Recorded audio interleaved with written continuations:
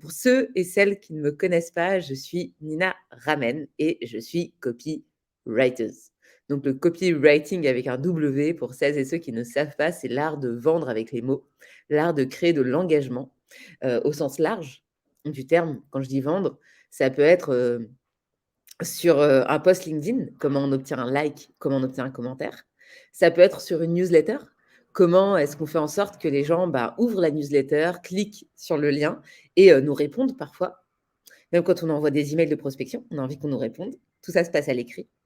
Et la dernière chose, ça va être quand on fait une page de vente, comment est-ce qu'on clique sur le bouton, faire en sorte que les gens cliquent sur le bouton acheter. Donc ça, c'est le copywriting de manière générale pour celles et ceux qui n'avaient pas la définition. Et moi, mon métier, c'est d'enseigner le copywriting à des entrepreneurs et des entrepreneuses. Donc je le fais, sous différents formats. J'ai un livre qui vient de sortir, mais j'ai aussi un bootcamp où sur 8 semaines, j'accompagne 20 femmes à prendre la parole sur LinkedIn et là, récemment, on a des résultats sur, des 1 000 000 de vues, des 100 000 vues et cetera. Donc voilà, c'est vraiment 2 aspects, sur lesquels je suis, un produit, hyper accessible, le livre et un produit, voilà, c'est entrée, plat, dessert. Tu viens et pendant 8 semaines, on te met à fond, sur l'écriture, sur LinkedIn. Rebonjour Fred, bienvenue dans ton live. Rebonjour, je suis désolé, j'ai décidé de quitter mes propres webinaires. C'est un Non, nouveau t'inquiète, concept, du coup, donc voilà. je me suis présentée et puis, j'ai représenté un peu ce que c'était que le copywriting pour celles et ceux qui ne savent pas ou ne savent pas très bien ou voulaient une confirmation et je pense qu'on a fait le tour, pour celles et ceux qui ne me connaissent pas, j'habite à Paris, en France et Nina Ramen, c'est, souvent la petite phrase à côté qui est l'emoji, qui me définit, qui vient d'un jeu de mots, de ma communauté qui est, Nina Ramen, qui est mon vrai nom de famille, ta fraise. Voilà, ça a donné lieu à ma communauté. Exactement. Merci, vous l'avez compris, hein, Nina est une grande professionnelle puisqu'elle est capable de faire un webinaire toute seule, même quand, quand la personne qui l'a invitée, s'égare dans les problématiques techniques. Merci infiniment, Nina, on est très content de t'avoir aujourd'hui. Tu as présenté en fait ton métier, enfin le copywriting au sens large du terme. Est-ce que tu peux nous raconter un peu ton parcours, d'où tu viens? À la base, moi, j'étais pas du tout, destinée à faire ça. Puisque j'étais ultra dyslexique, j'avais des notes négatives en dictée. Donc vraiment, c'était pas l'écriture, c'était pas mon truc et en fait, je me suis rendu compte rapidement en arrivant dans l'environnement professionnel que savoir écrire, ça permet d'accéder, à plein d'opportunités. Je m'explique. Quand je cherchais, un stage, ou mon premier job, le premier contact qu'on a, c'est souvent la newsletter, la lettre de motivation. C'est souvent, les messages qu'on va envoyer en direct avec, les recruteurs et je me suis rendu compte que, ça, c'est quelque chose quand tu ne maîtrises pas, même en tant que candidat, ça déjà, tu pars avec un handicap. Après, quand j'ai avancé dans ma vie professionnelle, moi, j'étais recruteuse, on en reparlera peut-être après, mais quand j'étais chasseuse de tête, en fait, après et j'approchais des candidats, j'approchais des clients et ça, je le faisais à l'écrit. Donc je me suis dit: «Mais en fait, en observant mes messages, je les écrivais différemment et je me rendais compte qu'en fonction du message que j'écrivais, ben, j'avais un taux de réponse plus ou moins important et là, en fait, j'ai découvert le copywriting comme ça et je me suis dit: «Mais c'est marrant, en fonction du message que j'écris, soit la personne, elle me répond, soit elle me répond pas. Soit il y a 9 chances sur 10 qu'elle me réponde, soit il y a une chance sur 10». Et je me dis: «Mais en fait, je peux optimiser ce truc-là» et sans le savoir, je commençais à faire du copywriting. Tout simplement en approchant des candidats, en approchant des clients et ensuite, c'est comme ça que j'ai mis un pied sur LinkedIn assez bon, on en reparlera peut-être tout à l'heure et ensuite, le copywriting, j'ai découvert dans le recrutement et c'est une discipline du marketing. Donc ensuite, j'ai touché du doigt le marketing, dans des boîtes dans lesquelles j'étais. J'ai eu des newsletters à plus de 30 000 abonnés. J'ai fait, un email de vente qui a fait 500 000 € de chiffre d'affaires dans la boîte dans laquelle j'étais. Bref, après, j'ai eu des preuves sociales comme ça, et des preuves même pour moi-même qui m'ont fait me dire: «En fait, c'est une discipline dans laquelle non seulement je suis bonne, mais en plus, je suis reconnue et en plus ça fonctionne. Donc c'est comme ça que j'ai décidé d'en faire mon métier et dernière chose, aujourd'hui, j'enseigne parce que je me rappelle de la Nina d'il y a quelques années, à quel point elle connaissait pas ce métier, à quel point elle avait pas confiance en elle sur l'écriture, elle osait pas prendre la parole, elle se disait que c'était nul ce qu'elle faisait, elle se disait que, elle avait pas le temps, elle se disait qu'elle avait syndrome de l'imposteur, qu'il y avait d'autres personnes qui disaient ça et donc aujourd'hui, je me dis si Nina du passé a réussi à parcourir tout ce chemin, elle peut aider toutes les personnes qui sont, dans le pa enfin qui sont la personne que j'étais avant et aujourd'hui, j'ai développé une méthode qui permet aux gens, de faire des messages qui convertissent beaucoup. Ok, très bien. Pourquoi LinkedIn plutôt qu'une autre plateforme? Qu'est-ce qui t'a amené sur LinkedIn? Ouais, je disais tout à l'heure, mais j'étais chasseuse de tête moi, donc c'est Ouais. vrai que LinkedIn à l'époque, c'était pas du tout la plateforme de création de contenu que c'est aujourd'hui. LinkedIn à l'époque, c'était une CVTech à ciel ouvert. C'était un endroit où il y avait que les recruteurs qui y allaient et les candidats qui cherchaient des jobs ou qui voulaient, faire de la veille, quoi. Il y avait pas du tout l'écosystème qu'il y a aujourd'hui. Donc moi, je suis arrivée à un moment où LinkedIn, c'était un terrain vierge, quoi. Et plutôt, parce que je cherchais des candidats et des clients aussi, parce que les clients étaient aussi sur LinkedIn. Comment tu as réussi à bâtir une communauté aussi engagée? Parce que pour les gens qui ne te connaissent pas, s'il y en a encore quelques-uns, il y a, enfin moi je vois passer des posts de Nina avec 1000 likes sur des posts, des commentaires, etc. Et on a l'impression en plus, alors c'est peut-être une impression avec l'algorithme, mais que tu postes peu au final. Enfin peu, on se comprend, mais c'est Mmh. pas tous les jours. Et il y a un engagement de fou sur chacun de tes posts. Ouais. Alors, je pense qu'une communauté se construit sur le long terme et il faut vraiment jouer le jeu du long terme. Ça, c'est la première chose à avoir en tête quand on veut construire une communauté. Donc ce que tu fais aujourd'hui va payer dans 3 6 mois et moi, ce que je fais, c'est que je publie du contenu depuis 5 ans. Donc il y a pas on met 5 ans j'ai mis 5 ans à réussir du jour au lendemain. Donc aujourd'hui, j'ai 85 000. J'étais arrivée à 90 000, mais j'ai perdu plein d'abonnés, je sais pas ce qui s'est passé. Ok, J'étais à tu vois, je suis à 85 000 abonnés. Il y a des gens qui me suivent depuis l'école du recrutement qui était ma boîte avant, tu vois? Donc il y a des gens qui ok. me suivent depuis 3 ans et donc si je peux donner des tips activables, sur le sujet, aujourd'hui, c'est premièrement, apporter de la valeur. Demandez-vous: «Qu'est-ce que vous faites au quotidien mieux que les autres?» et qui peuvent aider. Exemple, vous êtes commercial, vous avez découvert un outil, bah, vous pouvez partager cet outil et la manière dont vous l'utilisez. Exemple, vous êtes commercial, vous avez, une phrase d'accroche qui marche bien, bah, partagez-la. Exemple, vous êtes, commercial toujours et puis, vous avez une étude de cas ou une success story que vous voyez, passer. Par exemple, vous voyez, un film qui vous fait vous dire que, il y a une leçon business à en tirer. Faites-en un post. Donc vraiment cette idée de votre expertise, essayez de la transmettre. Essayez pas de vendre, c'est contre-intuitif, mais essayez pas de vendre votre produit. Essayez d'abord d'apporter de la valeur. Apporter de la valeur, ça veut dire quoi? Moi, je dis souvent 80 d'amour, 20 de vente. 80 du temps, tu donnes inconditionnellement. Moi, c'est ce que je fais. Si vous allez sur mon profil, vous abonnez, vous allez voir toutes les semaines, je suis pas là en train de vendre ma sauce. Je suis en train de te dire, bah voilà, comment tu peux t'améliorer gratuitement. Voilà. Donc, si tu apportes de la valeur, c'est un peu comme tes amis. Ben, les gens aiment les amis avec qui ils vont dîner, passer des bons moments. Ils n'aiment pas les amis qui les appellent que quand ils ont besoin d'eux pour déménager, quoi. Bah là, tu n'as pas de raison pour que les gens ils te contactent que quand tu es là, ouais, bah, viens signer un chèque. Non. Donc ça, c'est la première chose. La deuxième chose, c'est ne vous comparez pas. C'est très dur, mais dites-vous, parce que vous allez vous dire, ouais, ça a déjà été dit, etc. Sachez que vous avez le syndrome de l'expert. Donc vous imaginez que les gens en savent beaucoup plus que ce qu'ils savent vraiment. Donc même si vous avez l'impression que ça a déjà été dit, oui, ça a peut-être déjà été dit, mais ça n'a pas été dit par vous. Donc dites-vous que voilà. Et la dernière chose, c'est, sur la création de contenu, c'est ayez une boîte à idées. Les idées, ça vient, comme ça dans la vie au quotidien, ça vient pas quand on se pose devant sa page blanche, ça n'arrive jamais. Au contraire, quand on se pose devant sa page blanche, on a l'angoisse, on se dit: «Qu'est-ce que je vais écrire?» alors que les bonnes idées, elles viennent sous la douche, quand on est en train de marcher, quand on est en train de parler. Donc prenez, votre téléphone, prenez un carnet et notez vos idées au fur et à mesure. Moi, j'appelle ça la boîte à idées. Prenez les notes de votre téléphone, peu importe, mais prenez quelque chose qui, vous permet d'avoir toutes vos idées.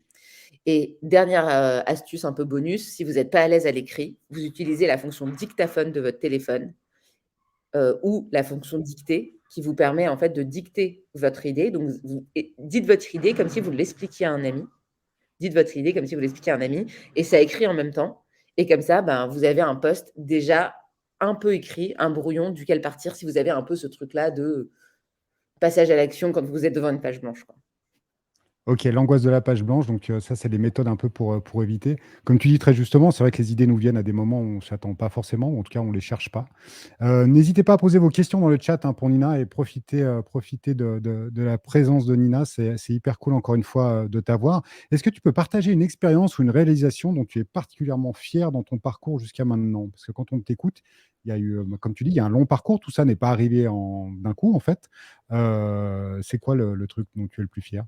Ouais, je pense que j'avais fait un live et il y avait, en fait, non, tout part d'un classement, qu'il y avait sur LinkedIn et c'était un top 10 et dans ce top 10, il y avait que 2 femmes et donc à la suite de ça, ce que j'ai fait, c'est que j'ai organisé un live, pour aider les femmes à prendre la parole sur LinkedIn parce que je trouvais qu'il y avait pas assez de femmes. C'était en 2021 et dans ce live, il y avait 800 personnes, 800 femmes qui sont venues et on s'est partagé ensemble nos astuces et cetera. Enfin, c'est surtout moi, qui ai délivré le contenu et ce que je ne savais pas, c'est qu'à ce moment-là, dans, le chat et dans les conversations, quelque chose se passait et elles ont décidé ensemble de créer un groupe d'entraide et de soutien qui s'appelle le groupe Ramène ta fraise. Donc c'est pas moi qui ai choisi le nom.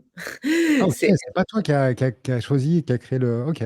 Non, c'est pas moi parce que c'est vraiment la blague qu'on me faisait quand j'étais petite quoi, à l'école, donc je Mm. n'aurais pas choisi ce nom-là. Et elles ont choisi ce nom-là et elles en ont fait un groupe, LinkedIn et aujourd'hui, il y a plus de pratiquement 4 000 personnes dessus et elles s'échangent plein de conseils, plein d'astuces, voilà. C'est réservé aux femmes, donc si parmi vous, il y a des femmes dans l'audience qui veulent rejoindre, vous pouvez. Mais, pourquoi je suis fière de ça?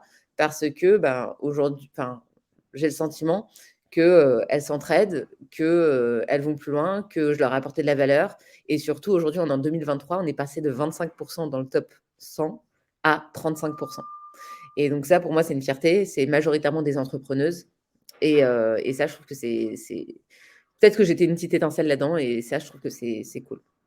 Ok. Je vous invite évidemment à suivre hein, Nina sur LinkedIn. Tout ce qu'elle dit, vous pouvez le retrouver sur son profil et aussi voir aussi la dernière nouveauté, c'est la sortie de ce livre hein, dont Oui, on parlera tout à l'heure. Euh, Là, dans ce que tu décris, il y a une forte dimension, je trouve, sur la question de la communauté. C'est-à-dire d'un côté, il y a de la création de contenu et puis en même temps, il y a une audience qui est là et en fait, tu gères, en tout cas, tu suis ou tu développes tout le process de A à Z, en fait. Pas seulement la création de contenu, c'est-à-dire que tu vas jusqu'à la diffusion, peut-être l'animation aussi d'une certaine communauté. Et c'est c'est ça. hyper complet, en fait. Ouais et ça rejoint la question de François qui est en commentaire là, qui dit, «Comment gérer la concurrence si on dévoile tous ces tips?» Oui, la création de contenu, elle est importante, tu vas dévoiler tes tips. Alors, mais sache que ça a pas trop de valeur en fait. Les tips, il y en a plein sur internet. Probablement que les astuces que toi tu as trouvées, tout le monde a les mêmes. En réalité, toi, tu te crois probablement très différent et unique, mais en fait, il y a plein de gens qui ont déjà partagé ça sur leur expertise. Par contre, tu vas avoir pardon, tu vas avoir un coût à ne pas les partager. C'est-à-dire que les personnes qui l'auront découvert et qui vont le partager, bah, elles vont développer leur audience, elles vont développer des clients potentiels qui vont les reconnaître et ils vont avoir un avantage concurrentiel sur toi. Et la deuxième chose, c'est que, tu vas tu es là pour parler à tes clients et pas à tes concurrents, en fait. Donc, parle à tes clients et pas à tes concurrents. Tes concurrents, s'ils ont que ça à faire de regarder ton contenu, bah, franchement, ils seront probablement pas très loin, quoi. Donc ça, c'est la première chose, plus pour la création de contenu. Et la deuxième chose sur la partie, création de communauté, en fait, ce qui fait la différence entre les gens qui vont te suivre pour des tips et les gens qui vont te suivre pour le long terme, c'est à quel point tu vas développer ta marque personnelle. Comme je disais tout à l'heure, le contenu, tu as le même partout. Par contre, ce qui fait la différence, c'est qui tu es toi. On va reprendre l'exemple du commercial. Oui, tu es commercial, tu vois? Il y a plein de gens qui sont commerciaux, ils ont plein d'astuces, mais par contre, ce qui va faire la différence, c'est que toi, par exemple, tu es une femme dans l'environnement commercial. Donc qu'est-ce que tu as rencontré comme problématique? Toi, tu vas faire un post sur, la culture, de la célébration et le fait de toujours, célébrer avec de l'alcool quand on est commercial et à quel point, bah, au fond, ça peut créer une addiction. Donc ça, je parle d'une de mes clientes qui est commerciale et qui a développé, et qui a fait un post là-dessus. Ça a fait plus de 100 000 vues. Hem, En fait, l'idée, c'est de se dire: «OK, voilà qui je suis, voilà quelle est mon expertise, mais en quoi je crois, quelle est mon histoire qui va faire que tu vas créer un lien avec la personne. Parce que la relation, elle est plus transactionnelle dans ce cas-là. C'est plus genre, tu me donnes un contenu et je te donne de l'attention. C'est, OK, qui tu es, en quoi tu crois, où est-ce que tu m'emmènes. Je vais vous donner un dernier exemple. Nina, aujourd'hui, c'est le copywriting, on est d'accord, mais c'est aussi l'empouvoirment des femmes. C'est aussi de dire que on peut écrire tout en étant dyslexique, en faisant des fautes, et en fait, c'est pas une fatalité. On peut quand même faire une boîte avec 350 000 euros de chiffre d'affaires. Voilà, en fait, c'est cette idée de se dire aussi, on peut s'émanciper du salariat. Voilà, moi, c'est un truc sur lequel donc duquel je parle beaucoup. Bref, en fait, c'est à quel point tu vas réussir au travers, il y a ton contenu, mais il y a aussi comment tu vas projeter les gens sur une vision de ce que tu es, et ils vont te suivre toi et pas ton concurrent, justement. Parce que ton concurrent, en fait, il a une autre marque personnelle, tu vois, et lui, ce sera autre chose dans sa vie, tu vois. Peut-être qu'il va mettre en valeur d'autres sujets, mais c'est ce qui te rend unique et justement ce qui te différencie. Il y a une grande démarche de. Alors, il y a deux choses dans ce que tu dis. Enfin, si je rebondis, j'entends beaucoup d'engagement. C'est vrai que pour suivre tes contenus, c'est des choses qui reviennent souvent, cet engagement, la cause des femmes, le fait d'avoir effectivement des difficultés en étant jeune, la dyslexie, etc. Et puis, il y a beaucoup de sincérité aussi. Parce qu'on voit passer beaucoup de choses sur LinkedIn, et puis des fois, on se dit, bah, est-ce que ça c'est sincère, est-ce que c'est pas sincère, etc. Et c'est vraiment deux choses, je trouve, qui ressortent fort. Comment tu gères ça, en fait, au quotidien? Enfin, comment tu le doses et tu le... Ouais. Première question, en fait, si tu veux être beaucoup aimé, il faut que tu acceptes d'être pas du tout aimé par d'autres personnes.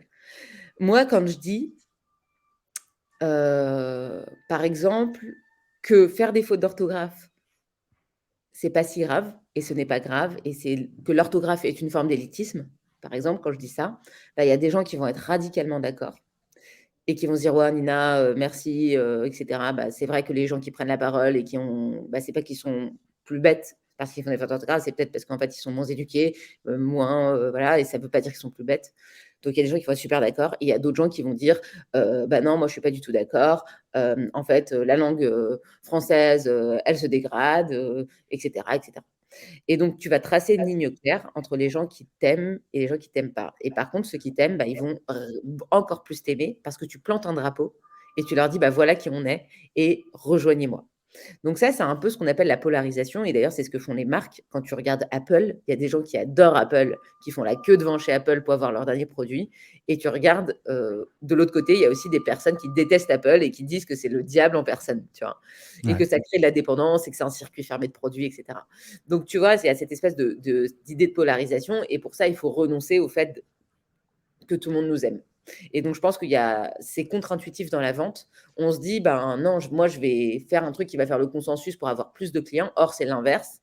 Tu cherches à plaire beaucoup à un petit nombre de personnes. Enfin, en tout cas, moi, je vends des produits, à part le livre, qui sont entre 650 et 2500 euros. J'ai intérêt à vendre à un petit nombre de personnes. Ça me suffit largement pour faire mon chiffre d'affaires. Je n'ai pas besoin de vendre à 1 milliard, tu vois, de personnes. Ouais. Et donc, j'ai un segment de personnes et je m'adresse très fort à ce segment de personnes. Voilà. Et comment est-ce qu'on se protège de ça? Je pense qu'il y a, cette idée enfin, en fait, il qu'est-ce qui peut se passer? En général, c'est soit il y a des gens qui viennent contredire ton propos, donc accepter la contradiction, heu, ne pas rentrer dans le débat pour pas perdre de l'énergie, ou sinon si tu es quelqu'un qui rentre dans le débat, en fait, accepter de perdre de l'énergie là-dedans, et bloquer, ignorer, supprimer. Moi, notamment quand j'ai des propos, sexistes, sous mes posts, comme je fais beaucoup de vues, enfin, parfois j'ai des posts qui font 1 million de vues, je les supprime parce que parce que j'ai pas envie de donner de la visibilité à ce genre de propos, quoi. Ouais. Tu dois avoir des trucs assez, je pense, assez folkloriques dans les commentaires, hein. Quand on regarde un peu. Moi, je fais partie des gens qui aiment bien aller voir les commentaires des posts, alors pas forcément des tiens, mais d'une manière générale, ou des articles de presse. Et des fois, c'est assez, ouais, effectivement, assez flippant. Tu as parlé tout à l'heure de chiffre d'affaires, donc de business. Aujourd'hui, ton principal business, c'est de l'accompagnement sur le copywriting, c'est la formation, c'est juste? Ouais, exactement. En quoi tu estimes enfin, qu'est-ce qui rend ton business unique par rapport à d'autres consultants qu'on peut voir sur LinkedIn? Intéressant. En fait, moi, j'utilise le copywriting et l'écriture comme moyen d'expression et comme un prétexte. C'est-à-dire que les personnes qui rentrent dans ma formation, elles rentrent en se disant: «OK, je vais apprendre à me servir de LinkedIn». Elles repartent avec: «J'ai changé de business model, j'ai trouvé des partenaires, j'ai trouvé des amis, l'écriture, c'est quelque chose de tellement intime, c'est quelque chose sur lequel tu t'exposes tellement que les personnes avec qui tu partages ça, ben, elles deviennent très proches à vie. Et quand on fait un business, on est souvent très seul. C'est que des entrepreneuses majoritairement. On est souvent très seul. Après, j'ai un autre produit en ligne où là, c'est mixte, il y a aussi les hommes. Mais en général, quand on est entrepreneur, de manière générale, on est très seul. On manque de feedback intellectuel. On est là en train de se dire, mais comment je vais faire je suis dans mon opérationnel, j'arrive pas à me sortir la tête de l'eau. Et donc, oui, les gens rentrent pour le copywriting et pour l'écriture, mais ils ressortent avec bien plus que ça. Que ce soit sur le bootcamp, qui est le produit pour prendre la parole notamment sur LinkedIn, ou que ce soit sur un produit en ligne à 650 €, où là, j'ai LinkedIn, newsletter et page de vente. En gros, c'est vraiment l'entonnoir de conversion sur de la manière la plus simple, comment tu attires des gens sur LinkedIn, comment tu les engages sur newsletter et comment tu les fais vendre. Donc, ils viennent pour l'écriture, ils repartent avec des ventes, un autre business model, d'autres idées, une communauté. Et ça, c'est quand même quelque chose qui va te porter beaucoup plus que du contenu. J'invite les gens qui nous écoutent à lire enfin, à s'inscrire à la newsletter de Nina, parce que je l'ai fait. Et c'est un format très particulier, mais qui fonctionne bien, mais qui est surprenant au début. C'est vrai qu'on s'y attend pas. C'est vachement, non, c'est très, très, très, très bien fait. Où est-ce qu'on peut s'inscrire, Nina? Sur ninaramen.com? Ouais, ninaramen.com. Et Ouais. c'est vrai que vous allez arriver et en fait, vous allez voir directement 47 ressources de copywriting, donc qui sont dispo gratuitement, quoi. Donc vraiment, allez-y. Ne serait-ce que parce que il y a plein de... Là, ce que j'ai donné, c'est même pas 1% de tout ce qui est activable dans cette newsletter, quoi. Ouais, et la newsletter est très bien écrite et surtout très originale. Donc, je vous recommande. Est-ce que tu peux, parce que tu expliques là, le business, la démarche, la formation, l'accompagnement, est-ce que tu peux partager quelques réussites marquantes que tu as aidé tes clients à atteindre? Ouais. Bah, j'en ai pas mal en fait, notamment sur des posts LinkedIn qui ont explosé. Donc je pense notamment à Anaïs qui lançait sa start-up, hem, Anaïs Remaoun, elle s'appelle. Et quand elle est arrivée dans le bootcamp, elle a, mmh, elle avait pratiquement jamais publié sur LinkedIn. Et en 2 semaines, elle a fait un post qui a fait plus de 300 000 impressions. Et derrière, ça lui a généré, ben, plusieurs centaines de personnes sur son produit. Donc tu vois, ça lui a vraiment permis derrière, bah, d'alimenter son produit, quoi, concrètement. Après, il y a aussi Marine qui vend des prestats, elle, plutôt sur la prise de parole.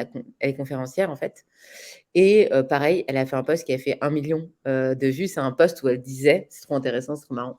Elle disait «Tu mettrais pas une cagoule quand tu parles à des gens, alors pourquoi tu enlèves ta caméra quand tu es en visio?» Qu'est-ce que c'est juste? Voilà. Ouais. Et donc c'était trop bien. Et donc pareil, ça a super bien marché. Elle a eu pas mal de leads.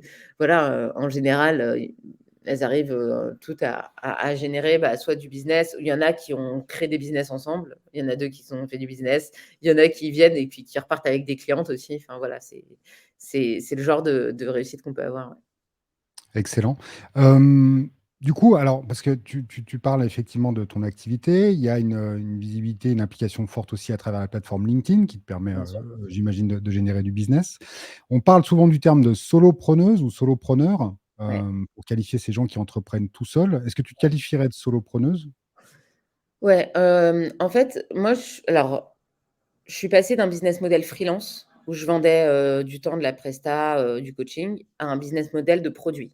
C'est-à-dire que avant, je vendais du one to one et je facturais à l'heure. Aujourd'hui, j'ai plus de one to one à part dans mes produits. Et les gens achètent des places sur un produit où dans ce produit, ben, il y a des corrections de poste, il y a du coaching, il y a des lives, et cetera.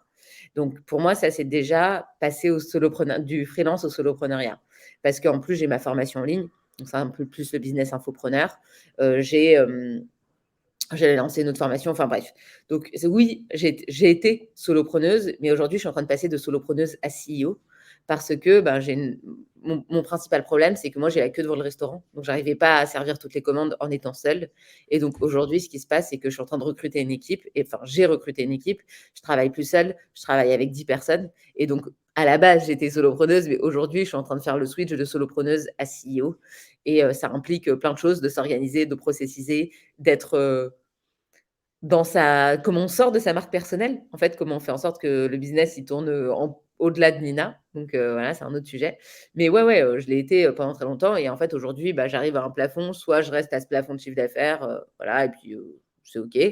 Ou soit sinon, j'ai envie d'aller plus loin, de porter ma vision et moi, dans 25 ans, j'ai envie que, Ramène ta fraise, ce soit l'école des femmes, de l'empouvoirment, de l'entrepreneuriat. Bah, en fait, pour ça, il faut des gens pour l'accomplir avec moi. Donc c'est ce choix-là que j'ai fait. Aujourd'hui, je suis en train de quitter le soloprenariat, mais oui, je l'ai été pendant longtemps et c'est un business, qui est un business model qui est super intéressant, je trouve. OK. N'hésitez pas à poser vos questions dans le chat. Profitez vraiment de la présence de Nina et surtout de son parcours et de son expertise.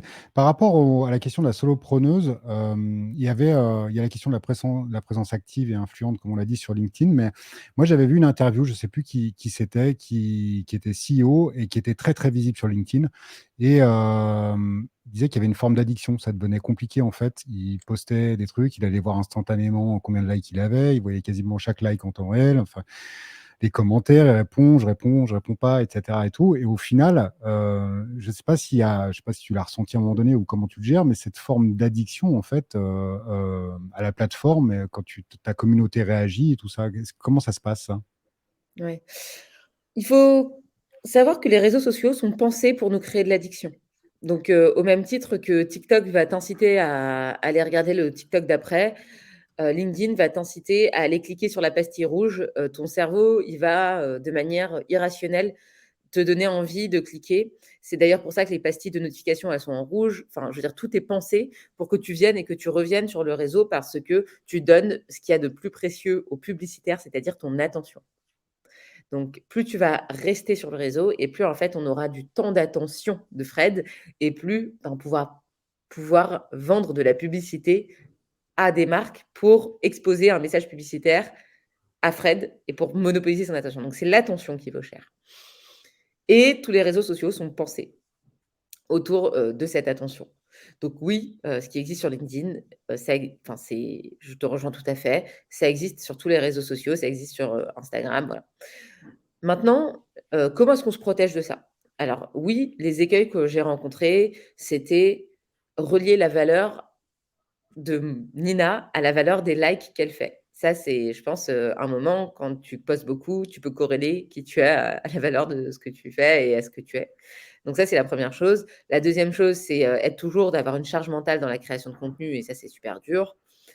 Et la dernière chose, ça peut être aussi la peur de gér enfin le la gestion des haters et des personnes, ben, négatives. Maintenant, qu'est-ce qu'on peut mettre en place pour ça? Première chose, c'est définir des créneaux sur lesquels tu vas sur LinkedIn. Donc c'est-à-dire enlever les réseaux sociaux de son téléphone. Jamais de réseaux sociaux sur son téléphone et ça, c'est hyper important. Avoir des créneaux définis dans son agenda. Le reste du temps, je ne vais pas sur LinkedIn. J'ai des créneaux d'1/4 d'heure dans ma journée. Mais le reste du temps, je ferme LinkedIn, je ferme la fenêtre et limite, il y a des applications qui existent pour mettre un bloqueur sur certains sites. Donc s'empêcher d'y aller, à part quand on l'a choisi. Et de la même manière, ne pas scroller.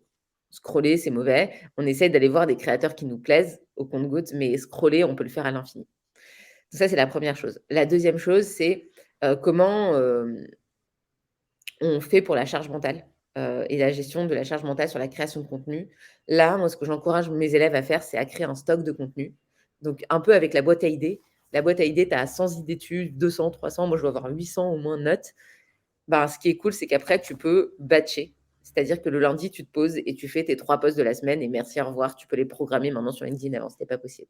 Donc ça t'allège la charge mentale et ça te permet, de te dire que c'est bon, tu es pas un flux tendu tous les jours.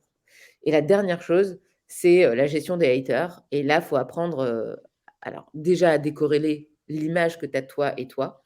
Moi, les gens, ils voient pas Nina, ils voient une image de Nina. En fait, c'est ça qu'il faut se dire, c'est que la personne que les gens perçoivent, ce qu'on appelle des relations parasociales, ils voient un bout de Nina, mais ils voient pas de Nina, dans l'intégralité de sa personne, c'est pas possible, en fait. Donc il y a vraiment cette idée de décorréler ce qui on est avec, l'image qu'on en renvoie. Ça, c'est plutôt la partie psychologique. Enfin, ça, c'est un travail, psychologique limite, enfin, faut aller, chez voir un coach pour ça. Et la deuxième chose, les haters, ben, bloquer, supprimer, ignorer, c'est une très bonne, alternative. Et dernière chose, tu peux mettre quelqu'un quand tu es à un niveau, très plus avec des commentaires très, très violents, tu peux demander à quelqu'un de le faire pour toi, soit à un community manager de traiter tes commentaires, soit à un ami ou à une amie quand tu sais que tu vas faire un post qui est un peu dur, tu peux lui demander: «Écoute, j'ai pas envie de regarder ça, est-ce que tu peux le faire à ma place?» et t'enlèves juste les cons, quoi. J'ai j'ai toute une série de choses à mettre en place. Du coup, je te remercie pour ça, Nina. Alors, moi, je suis pas à ton niveau, hein, loin de là, en termes de notoriété et de visibilité sur LinkedIn, mais c'est vrai que ça demande une rigueur. À partir du moment où il y a addiction, alors c'est pas mon cas, mais à partir du moment où il y a addiction, on est obligé de rentrer dans une forme de rigueur, comme tu le dis, timer le truc, etc. et tout, ouais. Ouais. C'est assez fou.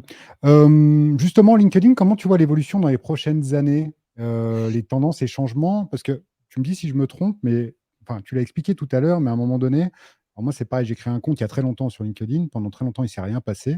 Ou alors, il y a des gens qui mettaient effectivement un CV, etc. J'ai l'impression qu'il y a un momentum LinkedIn depuis, est-ce que c'est depuis le Covid ou depuis plus récemment, je ne sais pas. Il y a beaucoup, beaucoup de choses qui se passent sur LinkedIn. Comment on voit l'évolution de tout ça? Enfin, comment toi, tu la vois? Tu essaies de l'anticiper? Moi, je suis très mauvaise à prédire le futur, donc moi ce que j'encourage les personnes à faire, c'est à développer des compétences qui sont valables sur tous les réseaux sociaux. Faut pas être, enfin et de manière générale, des compétences marketing qui sont utilisées depuis 50 ans, à l'époque où il y avait pas de réseaux sociaux. Le copywriting, c'est une discipline qui existe depuis les années 50. Donc il y a quand même de grandes chances pour que dans 70 ans, elle soit encore là, cette discipline. Alors que LinkedIn existe depuis 15 ans, peut-être que dans 15 ans, il y aura plus de LinkedIn. Donc tu vois, il y a aussi la robustesse du savoir que tu apprends. C'est pour ça qu'il vaut mieux se former au copywriting que de se former à LinkedIn. Il vaut mieux se former à la marque que, à aux techniques, pareil, de tu vois, qu'il y a aujourd'hui parce que, le monde évolue. Donc ça, c'est la première chose, c'est forme-toi à des savoirs qui sont robustes, qui existent depuis longtemps. Et d'ailleurs, forme-toi à l'écriture beaucoup plus qu'à l'algorithme LinkedIn qui va changer. Donc ça, c'est ce que moi, j'enseigne et ce que je me restreins à faire. Donc je parle rarement d'algo, de choses comme ça. Et en fait, si tu sais faire ça, tu sais t'adapter, peu importe le futur. Tu peux pas prédire le futur, par contre, tu peux apprendre à surfer.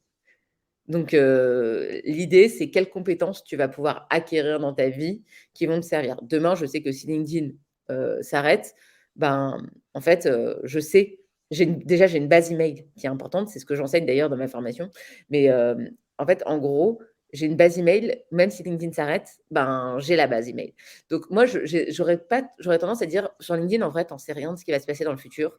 Par contre, la question, c'est qu'est-ce que tu fais pour faire en sorte que peu importe le chaos qui est autour de toi, tu continues à survivre.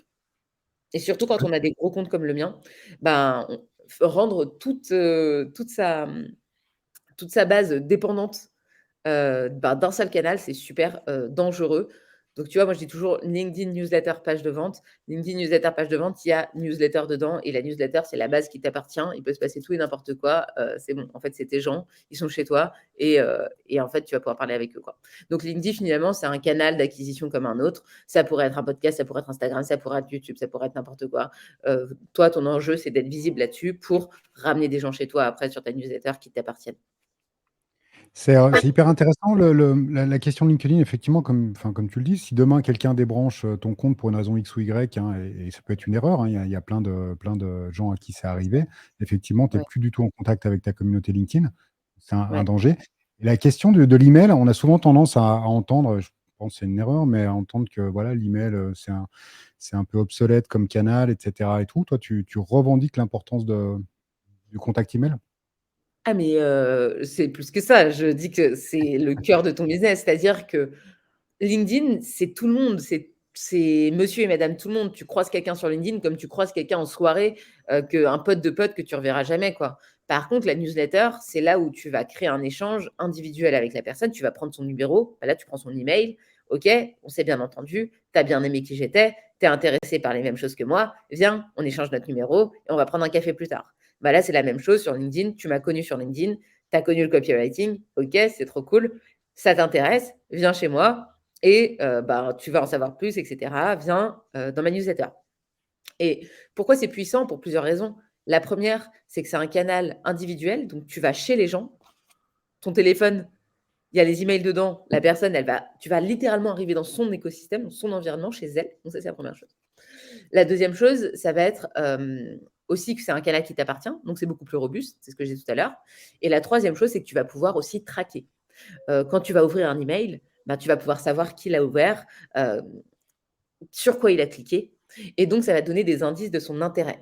Moi, par exemple, quand je lance une formation ou quand je lance un produit ou quand je lance, peu importe, quand je peux savoir qui a cliqué où et donc relancer les bonnes personnes. Me dire: «Bah, sur 100 personnes, il y en a 10 qui ont cliqué. Sur les 10 qui ont cliqué, bah, je vais peut-être, aller, ben, les voir en individuel, les relancer et cetera» et ça, bah, c'est hyper, hyper, hyper puissant. Je te rejoins, ouais, complètement sur la question de l'email qui a beaucoup de valeur et qui est, et encore une fois, il y a beaucoup de gens qui pensent que c'est obsolète et c'est quand tu le réexpliques, quand tu rappelles vraiment l'aspect central des choses et la puissance du canal, c'est hyper intéressant, quoi, et je pense tout à fait logique. Avant de passer aux questions-réponses, qui sont dans le chat, j'ai une dernière petite question. Alors, tu as partagé beaucoup de choses à ce sujet déjà dans le webinaire, mais si on devait retenir 3 points, pour les personnes, qui souhaitent peut-être suivre tes pas ou devenir, des influenceurs, et je mets bien le terme entre guillemets, hein, LinkedIn, parce que enfin, c'est pas la catégorie dans laquelle, je pense tu te trouves. Quel conseil tu donnerais aux gens qui veulent, je pense, avoir de la visibilité, ou en tout cas, développer une audience, ou pouvoir communiquer sur LinkedIn efficacement? 80 d'amour, 20 d'argent, c'est ce que je dis tout le temps. Donne de manière illimitée, donne, de manière inconditionnelle. Ça, c'est le 1er conseil. Vraiment, donne des choses et voilà, premièrement. Deuxièmement, entoure-toi, suis des personnes qui font des choses cool. Alors, que ce soit Nina, mais que ce soit d'autres personnes.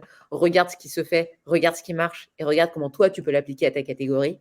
Et troisième chose, et là, je vais vous montrer un bouquin que j'aime bien qui s'appelle alors, d'abord, achetez mon bouquin qui s'appelle D'abord, Marketing c'est entre important. entrepreneurs et si vous avez fait ça, je vous donne un bouquin bonus, mais si vous avez fait ça seulement.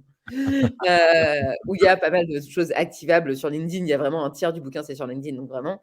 Et un autre bouquin qui s'appelle Montrer votre travail. Et ça, je trouve que c'est trop bien parce que l'item de ce bouquin, c'est de se dire, Heu, en fait, montre ton travail même s'il n'est pas terminé. On va avoir tendance à dire: «Voilà ce que j'ai fait, c'était super, super événement, super, couverture de livre, super livre et tout». Alors que en réalité, tu aurais pu partager les différentes étapes pour qui t'ont permis d'en arriver là. Partager aux gens le plan du livre, leur demander ce qu'ils voulaient, construire avec eux et donc ça fait partie de montrer votre travail et c'est une manière d'impliquer les gens, c'est une manière de faire du marketing, c'est une manière de se faire connaître et si tu arrives en disant: «Eh, au fait, ça fait 3 ans que je bosse sur ça», tu as 99 de chances pour que les gens disent: «OK, cool, mais en fait, moi, je m'en fous». Alors que si tu les as impliqués pendant les 3 ans, tu leur as montré, tu leur as tu vois, partager ta quête, tes galères et cetera et sans forcément montrer un produit fini, mais en ayant la transparence de leur montrer quelque chose qui est pas abouti, en leur disant: «Bah, voilà, c'est pas abouti, mais on va le faire ensemble». Bah, quelque part, ça aussi, ça engage tes clients. OK, très bien. Merci pour le conseil du bouquin. Où est-ce qu'on peut trouver le tien? Dans toutes les bonnes librairies? Dans Toutes les librairies, récemment, Ouais? il était, numéro 1 des ventes sur Amazon, donc Ah oui, j'ai vu ça, voilà. ouais, j'ai vu sur, Amazon, LinkedIn. on commande, on n'aime pas, hein. Moi, je suis plutôt dans la catégorie on n'aime pas trop, mais sinon, il y a la Fnac, il y a les librairies, vraiment, voilà, Ça marche, et les références seront sur ton profil LinkedIn. et le livre s'appelle Hem, Copywriting pour entrepreneurs et indépendants. Donc, c'est vraiment dédié aux personnes qui veulent transformer leur audience en chiffre d'affaires. C'est comment tu crées une audience, puis tu la transformes en chiffre d'affaires en leur vendant des produits. Donc LinkedIn, newsletter, page de vente. le livre est rouge de mémoire, rouge comme une fraise, c'est Tout ça? à fait, exactement. J'en ai plus parce que j'ai fait la soirée hier, donc j'ai même pas je peux même pas le montrer mon livre, c'est horrible. Voilà, mais il est là. On peut le voir sur internet. Quelques questions, brièvement. J'en ai vu passer une sur la question de l'IA. Est-ce que tu utilises, l'IA, ou comment tu abordes en fait l'innovation, ChatGPT? Ouais. L'IA, alors, c'est très bien. Il faut savoir que, ça permet de générer plein d'idées. Ça a plein de rôles, notamment ChatGPT. J'ai fait une formation, j'ai créé une formation et j'ai vendu une formation sur ChatGPT, donc je suis hyper convaincue. Il faut savoir que ChatGPT, en fait, il va te permettre de générer des idées. Il va te permettre de, heu, faire des jeux de rôle. Donc, par exemple, de connaître ton persona davantage, de savoir à qui tu t'adresses. Il va te permettre de créer des plans de contenu. Il va te permettre d'aller beaucoup plus vite sur certaines tâches. En gros, c'est un stagiaire, quoi. C'est un stagiaire qui te permet d'aller beaucoup plus vite. Par contre, un stagiaire, il n'est pas capable de créer à ta place. C'est-à-dire que si toi, tu lui donnes pas du contenu, si toi, tu lui donnes pas de l'expertise, bah, il va pas faire, il va essayer d'aller chercher à droite et à gauche ce qu'il sait. Parfois, il va même inventer. Donc, il faut faire attention aux écueils de ça. Quand il y a des gens qui écrivent tout un article avec ChatGPT sur quelque chose qui n'est pas dans leur domaine d'expertise, bah, il faut savoir que ChatGPT, il est capable de dire que un requin est un mammifère, par exemple. Alors que c'est faux. Mais il va te le dire avec tellement de conviction que toi, tu vas dire: «Ah oui, c'est vrai et tout». Donc il faut faire attention à ça, mais utiliser de la bonne manière, c'est un outil ultra puissant. Moi, je m'en sers, bah, tous les jours, notamment pour brainstormer. Donc tu as plein de cas d'application. Moi, j'avais fait une matrice qui permettait de te donner des idées de contenu, tous les jours, de la semaine. Donc c'est un truc que j'avais mis dans ma formation et en gros, c'est une matrice de contenu qui te permet de dire: «Bah, voilà, jour 1 tu fais ça, jour 2 tu fais ça» et après tu adaptes, en fait. Parce que tu vas pas tout garder tel quel, mais ça te permet au moins d'avoir une idée, de partir d'une base et ça, c'est ultra cool, quoi. Donc moi, ce que je vous encourage à faire sur ChatGPT, notamment, c'est à l'utiliser sur un sujet qui est dans votre expertise. Donc, n'essayez pas d'aller, inventer parce que lui, en fait, comme il va chercher partout, parfois il invente des trucs. La deuxième chose, c'est que plus vous allez lui donner d'instructions sur l'écriture d'un prompt et plus en fait, il faut connaître l'écriture d'un prompt. Donc plus tu vas pouvoir lui donner des instructions. Il faut s'imaginer que ChatGPT, c'est un stagiaire qui a accès à tous les livres du monde. Mais donc si tu lui dis pas où chercher, quoi chercher, il va faire n'importe quoi. Il va courir partout, il va ouvrir des livres, il va aller te sortir un bout de livre partout, donc il va faire n'importe quoi. Par contre, si tu lui dis: «Va dans tel livre, à telle page, donne-moi telle théorie et applique-la à tel sujet», là, il va le faire très bien. Donc c'est comme OK. ça que je vous encourage sur la création de contenu, en tout cas, à l'utiliser. Après, il y a plein d'autres domaines d'application, mais en tout cas, moi, c'est comme ça que j'en sers. Il a pas la valeur du créateur ou enfin, le côté humain, en fait, l'expertise, en fait, permet juste Oui, de synthétiser, faut que tu de lui dises reprendre. où aller chercher. Il faut Ouais. vraiment que tu lui dises où aller chercher, quoi chercher et dans ce cas-là, il le fait très bien. Mais si tu lui demandes d'inventer, bah, c'est comme un stagiaire à qui tu demandes d'inventer, quoi. C'est quelqu'un qui est pas expert, quoi. Il y avait une question d'un utilisateur qui disait: «Faut-il forcément prendre le LinkedIn Premium?» Non, non, pas du tout. Moi, j'ai fait des années, sans LinkedIn Premium, aucun. Donc on peut faire des choses sans LinkedIn Premium. Une question de Xavier: «Est-il parfois souhaitable d'utiliser un pseudo pour son personal branding ou bien le conseil est de vraiment garder son prénom et son nom?» Garde ton prénom et ton nom. Je sais pas, je comprends pas pourquoi quel intérêt tu aurais à changer, mais c'est très important, au contraire. Notamment LinkedIn, ils ont une politique de vérification des identités. Donc si tu commences à être sur une fausse identité et qu'après tu es grillé, tu peux tout perdre. Donc vraiment, ta marque personnelle, c'est toi, c'est qui tu es, c'est ta personnalité et par définition, elle est personnelle. Donc reste toi-même, tu as aucun intérêt à changer. Merci. Une question de Fanny, qui produit déjà du contenu depuis plusieurs années, qui connaît les bases du copywriting, donc qui est active sur LinkedIn. Est-ce que tu as un conseil pour level up au-delà des bases? Un conseil avancé pour une personne qui serait déjà, active et qui a déjà entamé peut-être une stratégie de contenu sur LinkedIn? Fais ta newsletter, parce que OK, c'est cool, là tu publies, c'est facile pour toi, tu es dans ta zone de confort, mais commence à penser à avoir une newsletter pour, capitaliser sur ton audience. Très bien. Merci Nina. Il y avait François qui disait: «Est-ce que la solution, c'est la niche?»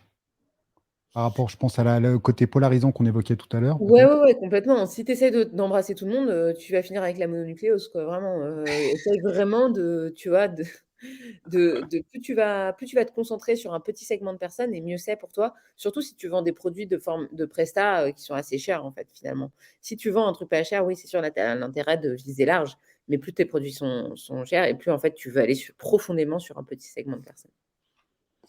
Je précise que ce webinaire n'est pas sponsorisé par Coca Zéro, parce que Nina en boit aussi. C'est clair. Donc voilà, on n'a rien touché de Coca.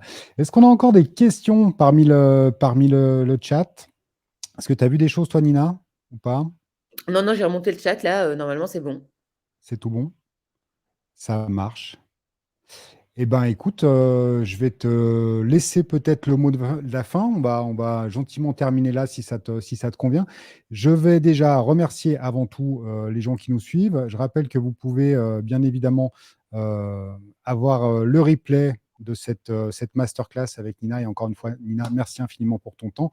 Vous pouvez avoir le replay en vous inscrivant sur onfuture.world, la newsletter.